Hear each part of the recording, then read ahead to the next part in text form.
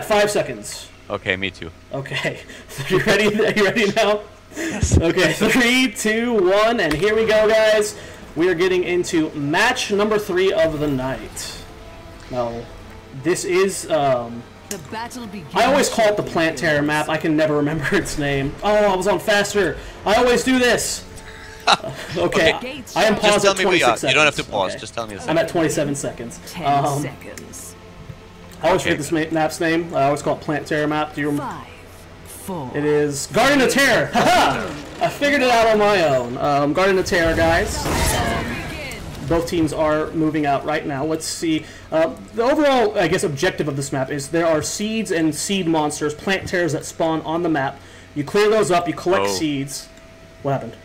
I mean, look at the comp that we're running. We have bottom lane immediately with exactly what I said earlier, the 2 babysitters and the hammer. And if you play hammer, you always want to go either top or bottom lane, because if you go middle, you can be just attacked from so many additional sides. When you go to the bottom lane, you have a much better positioning here. On level 7, you pick up a talent where you can actually move, you can hover with the tank. We've actually seen a few teams starting to play hammer builds where they don't go for the siege mode, but just try to use them as a bit of a bruiser and DPS guy, which is really interesting.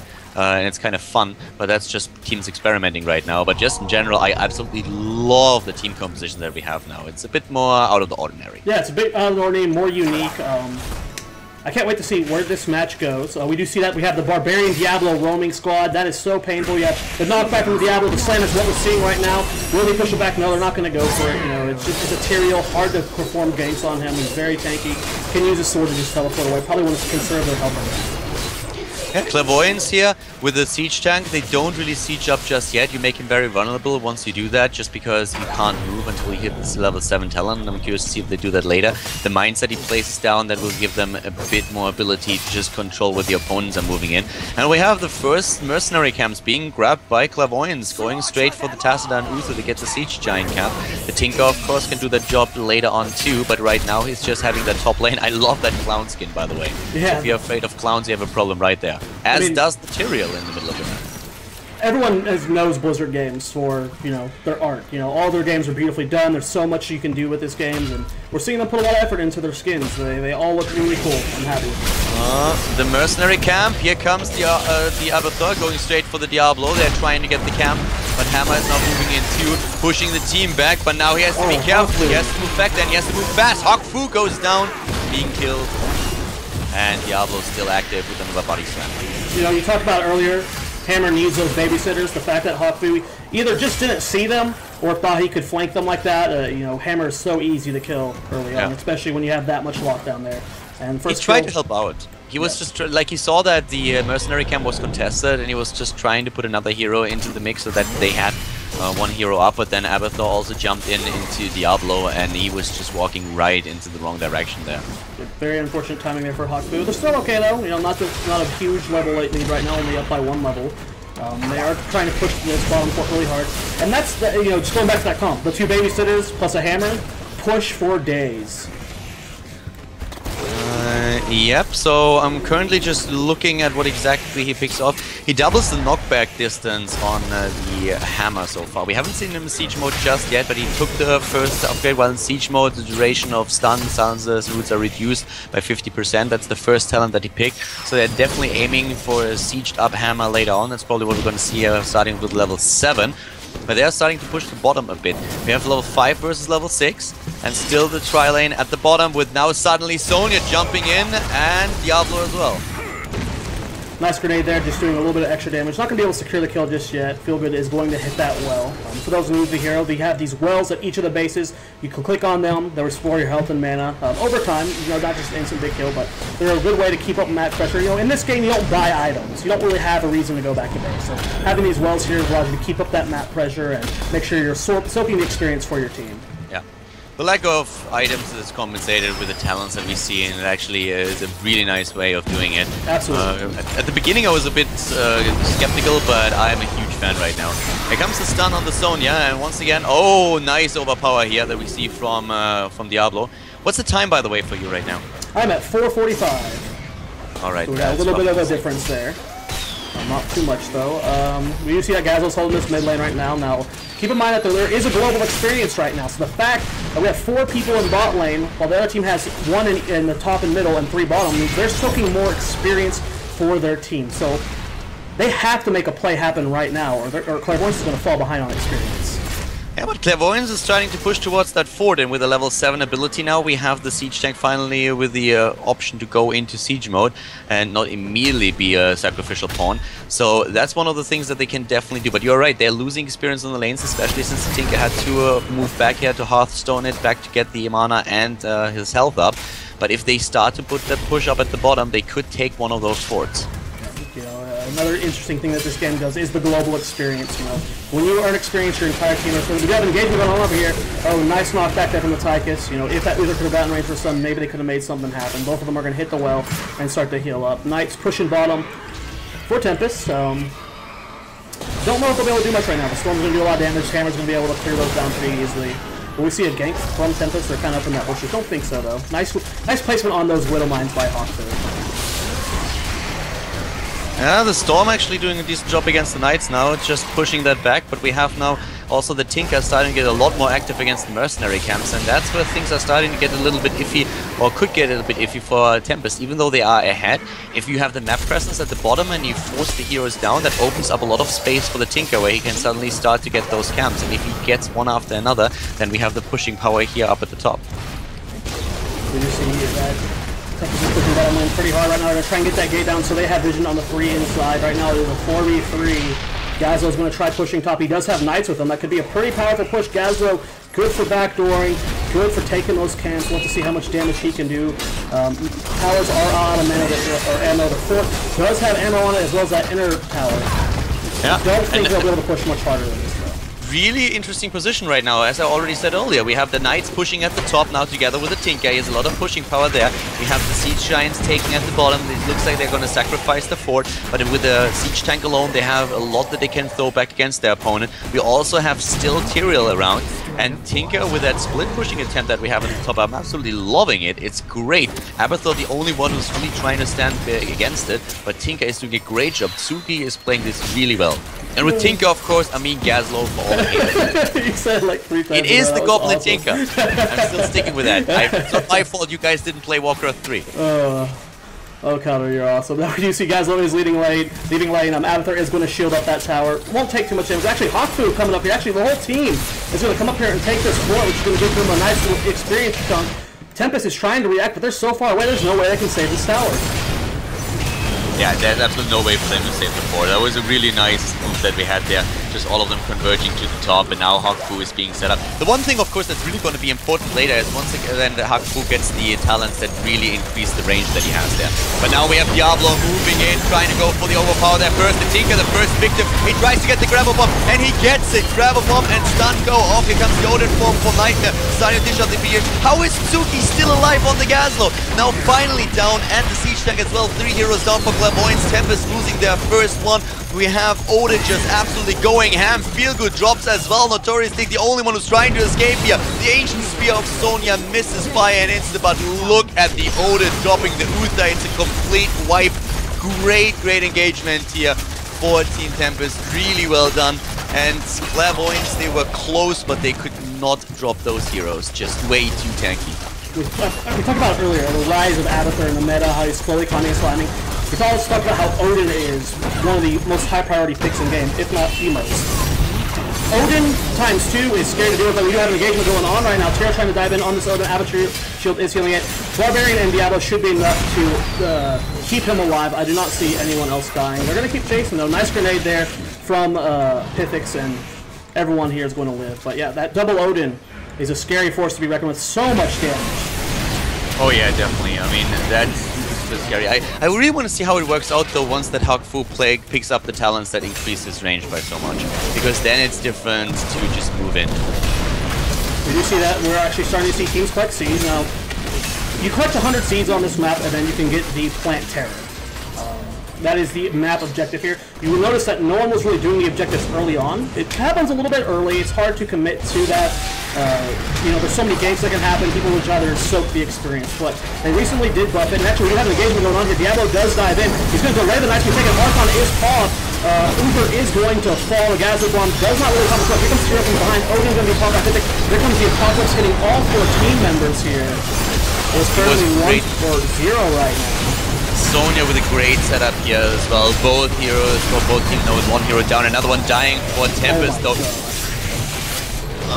That's a slaughter in here. I mean, look at the Malfurion, how he's able to get away, like somehow finally being dropped there. It was about time, like the entire time he was so low in HP. But that setup, I mean, we've seen everything in here. The Sonya jump in, the Apocalypse, the Gazlo on Tinker going ham there. That was absolutely amazing fight, and in such like close quarter, you can't just really get those area of effect ultimates so easily. You know, it's interesting to see that the Tyrael is there to pay for his team. You know, the AoE knockback it does. You know, they already don't have very many gap closers. Tempest does, so it's really hard to dive on a really well-positioned hammer. And with the Tyrael there, even to just use his ult to peel off of the Hakfu, you know, it just lets Hammer do much more in the fight. Yeah. The thing is that now the range upgrades that I've been talking about earlier come into play. We have the +2 already as a talent for Hakfu. That's going to be important for him to use. Just once again, what time are you at, just so we don't run out of sync? 11:05. Okay, same for me right now, so we're still in sync, that's good. Okay. But yeah, coming back to what you just said, like, engaging against a well-positioned Hammer is always so difficult, and now that he starts to pick up his range talents, it's going to be very difficult for Team Tempest to really make that work there. But Clairvoyant is still behind 1 level, so they have a bit of catching up. We'll see if Clairvoyance wants to go for this Merc Camp. The Gazelle has that laser fully charged, of course not going to hit anybody. Tempest not going to commit to this, and they're not going to go for the Merc Camp. You know, it's too risky to go into that. We're going to defend the mid, push middle. We do see that the Siege Giants are being cleaned up rather quickly here. One of the problems that you run in with a Siege Tank is that you have very limited mobility. He's always trailing behind the team, so it's very difficult for you to react from running from one lane to another. So getting mercenary camps and having a push going on one lane, whereas you, the team, push another, is a very good strategy to put a Siege Tank in a very bad spot. So you can always try and do that, because he's so slow, he will have a problem catching up. And you can do that, you can see that they do that. They run to the bottom, they capture a camp. The camp pushes in. Once that the entire team starts to converge to the bottom to defend, they just go to the top, pick up a couple of mercenary camps there. I really like how Tempest is controlling the map in that way. They make Clairvoyants react to their moves, and they are once again on the way to the bottom trying to capture the next camp. It's brilliant play by them, just trying to outposition that Hammer and working towards his disadvantages. Definite good use of the mobility that Tempest has right now, keeping Clairvoyant, you know, just kind of playing their game right now. When you see that, finally we're seeing the reaction from Clairvoyant. They might actually be able to get to this one in time. That last Siege Giant is in a little bit of a weird position. Yep. There goes the out of the ult on Tychus. Oh, there it comes, goes straight for the Tychus. Here comes the wombo combo, and it hits! Here comes Odin, of course, being used immediately. We have once again the copy of the Avatar trying to move in there as well. Feelgood has to move back there for a second. Here comes the Apocalypse, the jump against Hakfu. Barbarian moving in, but pushed back. Oh my god, like they are all going crazy now on the Hammer. The Hammer is down. The Gazlo follows suit, and only Malfurion dropping so far for Team Tempest, but we still have the Odin pushing in on Nightmare. Great moves here, and it looks like we're gonna see another fort maybe even falling for Clairvoyance. They just don't have enough to really push this team back. It's way too much DPS. Yeah, no, it's just looking much like the comp from Tempest is so scary. The double Tychus, the double Odin, both of them do so much damage. You get the extra survivability. The Apocalypse can help peel for your team. And yes, you have the Hammer babysit comp, but Tempest doesn't seem to care. They're just going ham and they're getting the kills. I'm really a bit surprised that they didn't try to push in against the fort. They were a bit low, but there was only one hero alive. They only had the Tacita. I think they probably didn't want to risk it. They definitely had an opportunity there, but looking at it, they tried to play it safe. I expected them really to go for the fort here. Being up with 4 heroes against only 1, I thought they would try to just push them, but instead they take the mercenary camps. It's definitely the safer option for them to do. So they have the lanes pushing in, and that gives them a lot of breathing room and also the ability to just like pick their fight the next one. But yeah, that was an important one. So they play it safe here. They know they have an advantage, so no need to risk it. You see the collapse onto these Giants here. 14 Clairvoyant. I mean, this is the point of the game where you stick together. Both teams have level 16. You have the high impactful talents. You know, you can't at this point risk anyone getting caught, because if you get caught, if one person gets caught, that can often end to losing an inner fort, and then that's when the catapults start spawning for the enemy team, and the push just happens for days.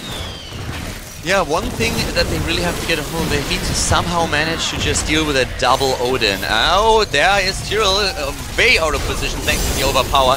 Needs to be careful, jumps back, trying again being overpowered used against it. Yeah, he's gonna drop here. Oh, or is he? He's trying to somehow stick in the game. It looks like he might be able to pull that off. Nope, there he goes down. One more combo, the Tinker being used too. One hero down for each team as Sonya drops. Now it's time for the... I can't believe that he survived. Did you see the Tychus? In the last second, gets the Odin in and out. He was stunned. One shot and he would have been down. Now he's in there with a pushing power with the double Odin again. The Odin's damage is so high, but will Nightmare end up losing it? He does. It was the Abathur clone though, so will not end up falling. Both teams are going to walk away. One kill each, no forts taken. Did take down a turret and a wall, but you know, I thought that was going to go a little bit better there for Tempest. You know, they got the early pick on Tyrael. I think both the Odins ended up spending a little bit too much time trying to burst him down, and that allowed the rest of Clairvoyant to kind of get the pick on Barbarian and it's keep just the the heads in hammer the game. in the back. So scary. The hammer did so much damage in the last fight. I was keeping a bit of a tab on how much damage he has done over the game. In the last fight, he dished out so much DPS, and that Tychus could have fallen any second. Like, he really hit that ultimate in the last second possible. He was so low. And just look how much pushing power they now have. They go into the middle. They can set this up with a couple of turrets with the stuns here as well. It's a 5-man team that they play. This is the style that they want to play. They want to be the ones who just attack, to force Tempest into a position where they have to fight, where they have no other choice. And the only thing to do that is attack buildings on objective, and that's what they're trying to aim for. So this is their style right now, and there's nobody to really flank them. It's just a head-on engagement, and that helps Clairvoyant to just set up all of their stuns. The Tinker's just waiting for an opportunity to drop them. Abathur trying his hardest to keep this tower alive. There is no mule, so they can't just repair it. It looks like it is going to fall to Haku. Will we see Tempest just go for it? The tower does fall. If they engage, you know, they should have done it a few seconds. Oh, here comes the Abathur ult though, on Barbarian this time.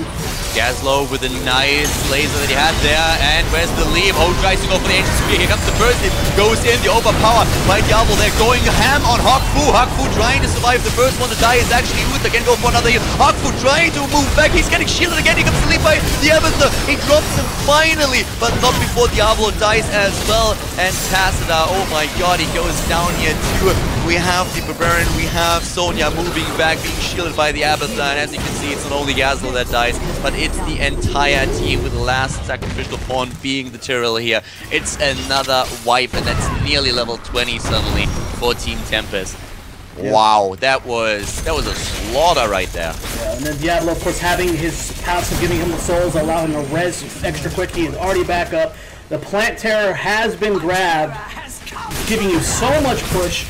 For those who haven't played the game, Calvor, can you go over what benefits having the Terror on your team is? Well, if you have the Terror, first of all, you can plant a seed on the ground that disables turrets and just like forts from shooting, and also attacks minions, and then you have like a bit of a area polymorph that you can use so that you can disable opponent's heroes. So you can dodge off all of that or take it down. There's the plant that we now see on the ground, disabling the fort. But yeah, it's also a very heavy tank that you can use there. It also does a good amount of damage at this point in the game. Early game, its damage is fairly weak, but once you get to this point, it can hit pretty hard, and then this fort's going to fall, and the inner keeps when they go down, and you get the catapults. This is a huge win for Tempest, and they're level 20 now.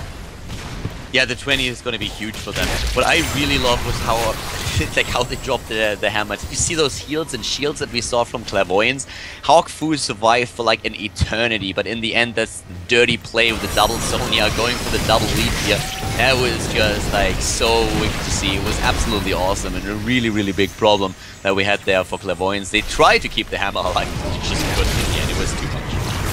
Well, they still have this Plant Terror. I can't see how much longer it has on it. So we'll UI's a little bit better. Alpha is Alpha. They are pushing pretty hard here. It's going to fall. There goes AoE. Diablo is out now. Nightmare is on using the Barbarian as his heroic. It doesn't fall. There's the Tranquility coming from Valkyrie, and they're going to try and back out of here. Not really able to commit much further here. Nightmare has to be careful though. Abathur's so squishy, can get caught. Yeah, they really wanted to just do something with the 20s and force a team fight. They have a lot of mobility now that Diablo and Tychus picked up Bolt of the Storm that they can use. The area creator for Sonya, that's an ultimate that you don't, or the level 20 ability that you don't see that often. Usually we have Resurgence of the Storm, absolutely. but on the other hand, you want to catch that hammer. So I guess that's kind of can make sense for them. Yeah, I can see it, and since they kind of feel like they're kind of snowballing this game, they don't really need the Resurgence. I still prefer Resurgence, but I can definitely see that it would be good for locking down that hammer, because really, the hammer is the backbone of their team. He's most of their damage. If you take down Hawkfu, I mean, it's a simple win for them. Can also put you in a very awkward spot though, once you hit the leap and there's the crater and suddenly it's the Tinker who uses his own ultimate and you can't escape it. So it's a risky pick. It's something that can definitely pay off, no doubt about that, but it's the back door. It's happening. They're going for it. They're trying to backcore it. Here comes Suki. He is going back. He realizes what's going on. The rest of the team is falling. Don't think they'll be able to take the palace here unless they get a wipe. No. Good reaction time from Clairvoyant. They're already all of them half back already. We have the Knight still pushing top with the Avatar helping out, so they're on position. They're waiting for this. But it was great to just force them to TP back. It was a great move. That was a good play there from Tempest. They're going to take these Siege Giants here in the middle of the map. Don't know if IoT is too worried about collecting seeds right now. They're just kind of roaming around making sure they get all the cannons. Still having that level 20 to level 19 advantage. Tempest is probably looking for a fight. But I personally like a lot more with the plan, if you get it, is using it as defensively, as a defensive measure, not so much as an attacking move. Because then you are in a position where it lasts longer, you can really just plant those things a lot better. And that's something that they could do if they had the extra seeds, which they don't. But we have now the Siege Tank again in position. It's so difficult to engage it. We talked about this a lot, so this is going to drag it out a bit. And this is also one of the reasons why we saw that split push and to force them back, because you never want to fight on the terms of a tank. Well, you see that the Knights are pushing bottom as well, so this is a good kind of distraction going on here for Team Tempest. Maybe try and catch them a little bit spread out as Wolves are going down. Doesn't look like they're going to be able to get anything though. Looks like Tempest wants to swing down and help the Knights, but they are already cleaned up. Level 21 to 19, still no level 20 here for Clairvoyant Gaming. We also, one of the things that I have to point out is that the tank, as you would expect, is the hero with the most DPS in the game so far. 50,000 compared to Abathar's 44. Here comes the leap in, and I guess he was running out of time because that leap with no follow-up made only sense if he knew, okay, I can't achieve anything with it anyways. Yep, luckily with the level 20 version of the Symbiote Evolution Master, Yep. The cooldown's much lower. So, just because they didn't get any access of that doesn't mean they have to wait a long time. It's already up in 25 more seconds. All Tempest has to do is wait that 25 seconds and they can re-engage again. Yep, and we have the 20s now done. So with the 20s, the miniature black hole is going to be absolutely brutal, especially if Uther can start things off with a Divine Hurricane. That could be exactly what they needed. The 20s there, that makes it so much easier for Gazlo to actually start his combo off. And if you have the Uther with the Divine Storm, that's crazy good. And they are pushing in again. That's the setup that they want. We have the first turrets there. This is exactly what they were thinking about at the beginning when they picked those heroes. Have the tank there with the range, have the Gazlo with the turrets, and then the wombo combo, and that's what they're trying to aim for right now. As we see the team engage, here comes the stun, they're going for the tank once again. Where's the wombo? We don't see it just yet. Here comes the Divine Storm, the leap in with a crater. Nobody down just yet, but looks like, yes, Gazlo is the first one to die, and the tank is following suit. This looks like it might be another white.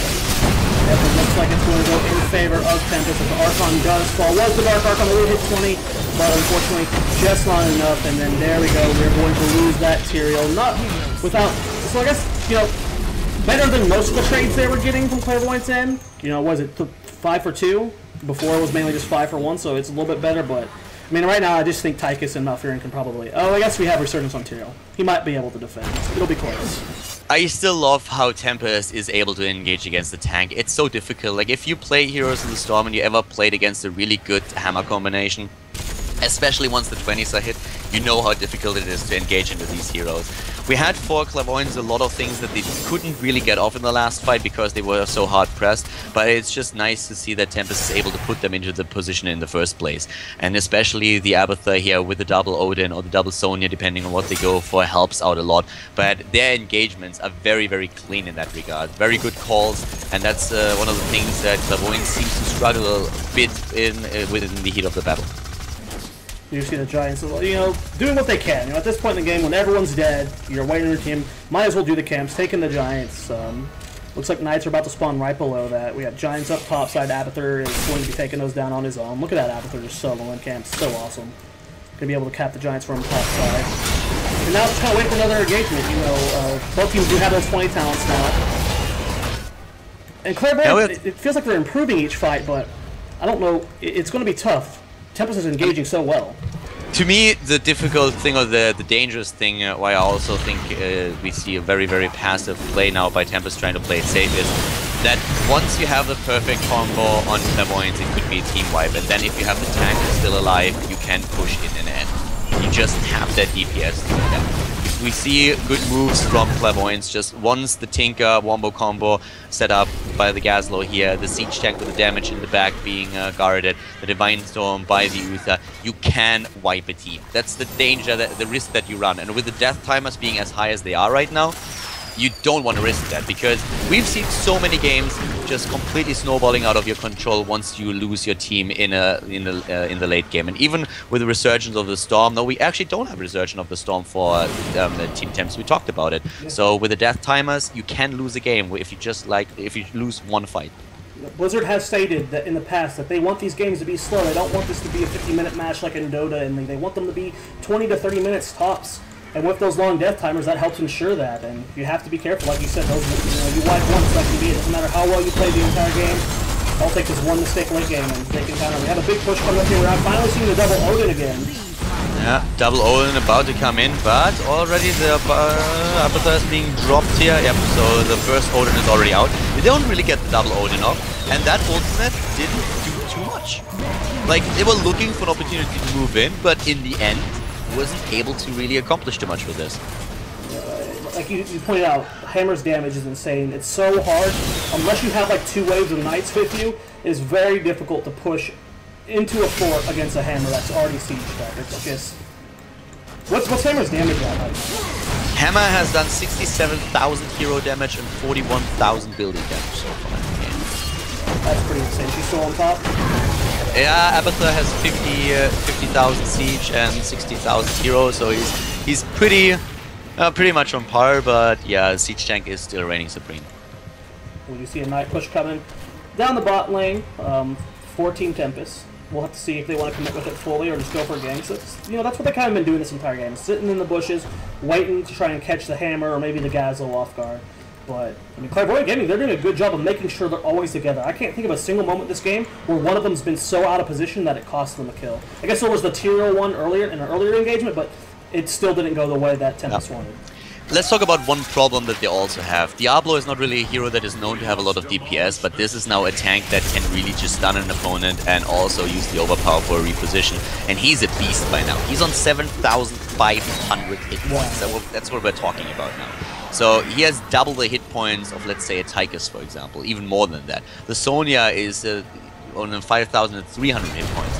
So you can't drop him. You have to, even though you don't want to, you have to completely ignore Diablo and take care of the rest of the team first, so you won't stand a chance in the team fight. And that's difficult to do when he just moves in with the overpower and gets your stun in and push. Trying to go for the score. Here comes Abathur on Tychus.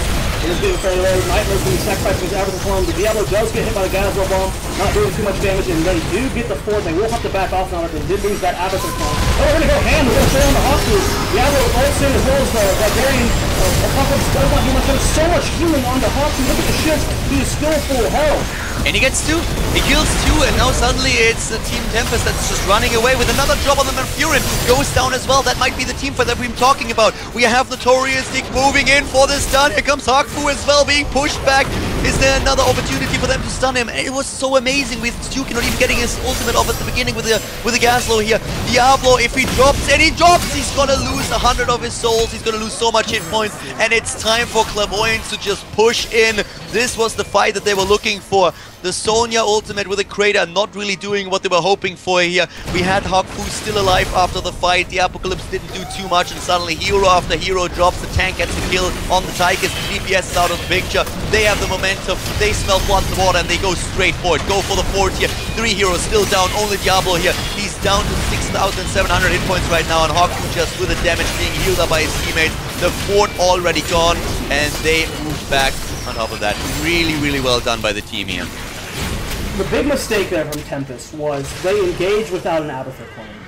They took the fort, they lost the Abathur clone, they should not have engaged there. I know they've been waiting all game for Hammer to be in a position where they can dive on, but that wasn't the time. You have to have that Abathur clone there. Look how much damage Abathur is doing. Most of that's coming from the clone. You have to have that in the fight. It was essentially a 4v5. And, you know, they've all been close. They've all been kind of close, but without that Abathur clone, you can't engage like that. Yeah. And the fun thing is that at the beginning, it didn't really look all that good for Clairvoyance. The Gazlo completely missed his ultimate here. He didn't catch anything with it. There was like nothing. The wombo combo failed, then there comes the Sonya, jumps in, that also prevents with the Crater Hawkfu from getting away from the Apocalypse, but just the damage output that he had there and all the heals that came in, they kept him alive this time, and it really starts to pay off, and it really shows how much this can snowball once you die. They killed one fort on the back of this team fight, but now it's once again one of those positions where if you are Team Tempest, you have to be very careful because this can still go either way. And they have to keep in mind, they went for that crater to secure the kill. They didn't go for Resurgence, which is what most Barbarians tend to take, to keep you in that game for when you wipe. Wipes, if it happened again, it might, you know, without having that extra Resurgence where it's just going to be Diablo, maybe Diablo Barb can hold pretty well, but Diablo by himself could be scary. Diablo also has now a lot less hit points. Also, okay, so guys, if you are a little bit newer to Heroes of the Storm, Diablo can kill like creeps on the map, and then he gets souls, and those souls give him extra hit point regeneration and also hit points. Now that he died, he lost a lot of those, and he's not at like 7,500 hit points anymore. He's down to 6,800. Doesn't seem like a lot, but that's nearly 10% that he lost there. And if he dies again, he will lose those souls once more. He has a maximum of 200 souls that he can gather up. So one of the things to keep in mind is that the more Diablo dies, the weaker he becomes. I just want to give a big, you know, pointer to Descent, Feels Good, and Notorious Dig, man. They are doing such a good job of keeping Hawkfu alive. All three of them have shields and heals and ways to keep Hawkfu alive. I mean, Hawkfu is... Go ahead. Let me talk about that for a second. Healing power. We talked about damage. Let's talk about healing. We have Notorious Dig with 60,000 healing done in the game, Passadar with 30,000, and Tyrell with 35,000. And here it comes. Are you ready for Malfurion? Yeah. 140,000 healing for Malfurion. Tranquility is so absurd, man. Yeah, Tranquility in the game. 140,000 healing by him for Team Tempest. So that AoE heal is pretty ridiculous, and with the Archon doing the splash damage, with Hammer doing splash damage, Tranquility is just such a huge asset for these guys. If they didn't have, if they had any other support on their team, like maybe Brightwing would be able to kind of keep up with that AoE, but Malfurion was doing that. Hawkfu moving in with the tank. They know that the Quick Terrors are being attacked. You see that on the minimap. That's what they try to engage. But look at the core. Core is starting to be under a lot of pressure with all those forts dropping. It's now catapults pushing in, and that is of course something that Clairvoyance is very well aware of. They need to win a fight. Time is working definitely in favor of Team Tempest right now. With the Knights pushing, if Team Tempest can just delay their retreat, they might lose the Palace to the Knights and all these minions pushing. This is scary. You have the Abathur Locust. Abathur is in, we have catapults, they need to move back, and they need to move back fast. There we go, they are chasing, they are remounting up. It looks like they will get back in time. The fort will lose its shield, it looks like, but they should be able to clean it. But will Team Tempest be willing to engage underneath the palace? I don't think so. They're going to just keep trying to push up these lanes. This is a real concern. There have only been one fort taken by Clairvoyant Gaming. They've only got middle of catapults. The other two lanes are just getting heavily pushed the entire game, especially with the Abathur Locust. It's a bit of a standoff. We have the entire map taken, if you so want, by Team Tempest, and a very defensive position for Clairvoyant because the forts are down, so it means that catapults are pushing in against you. That allows Tempest to get every single mercenary camp on the map, which pushes in even more. So a very defensive position for Clairvoyant, and I think at some point Tempest will have to just man up and go for it. I don't think that Clairvoyant will do them the favor to move out on the map and being caught off guard here. They can't. We do have Tempest trying to push mid lane with Brandon Upper. This is like the main problem that the competitive scene, and even some of the non-competitive scene are talking about. This map is just so hard to end on. You know, you want to use the plant terror to end, but then you're sacrificing one of your very important heroics. You know, if you're on Team Tempest, which one of these would you put on the plant horror? I mean, you can't get rid of any of them. They're all so important heroics. That's one of the reasons why they currently don't use it. I mean, it's very difficult to really make a choice there. Abathur would supply the damage if you go for double Tychus again. Malfurion with 140,000 heal. I mean, I don't think I really have to stress more than that. He is just the backbone of the entire party when it comes to the support. You could send him up front, tank the damage first, but it's like, it's really tricky. Maybe the Barbarian just missed out on the leap for a bit, but it really, I could see them not even trying. We have Diablo going for it. Diablo is using... I guess it can kind of make sense if you think about it. Diablo is playing the tank, so having a tankier version of him, he lags out on the stun, but still. There's no super ults that have to be interrupted. You know, they don't have any channel ults like Vala's Strafe that you want to hit with Apocalypse or something like that. So I guess if you're going to pick anyone to put it on, you put it on Diablo. And what I imagine is going to happen is they're just going to go ham. They're going to go straight for that palace and they're going to try and end it. The Planetary, yes, it does hit hard, but it's not really the best brawler. I don't think they can right-click it. That's too... The wombo combo and everything, I think that's too much. I think they have to take a lead first. We're about to find out. Looks like Toe Jam Earl going straight in. Will he go for that hammer, or is he going to go for the palace? It looks like he's going straight for the palace. Oh, there comes the double Sonya, the leap in, and oh, we have the polymorph up against Haku. He's trying to move back and get himself positioned back into the damage to Divine Storm. Here comes the wombo combo from Tinker. This time he gets it off. First time he gets it off, and immediately 2 heroes dead, and Sonya just barely escaping. Suddenly, it's Diablo in the plan who's being attacked by 4 heroes. The tank finally went down, but the Tinker wombo combo, the Gasol here doing a great job. What about Diablo? Can they take it? Look at those siege giants with a catapult. So much. I think this is it. It's too much damage. It's way too much damage. Fast. It's less than half health now. You still have the catapults. You still have the siege giants. It's getting so low. Toe Jam Earl's laminating anything away. There goes the Apocalypse, and it's got it. Good game. Clairvoyant takes, or excuse me, Tempest takes the match, and what was looking like it was going to be a reverse to Clairvoyant, man. That match was so back and forth intense.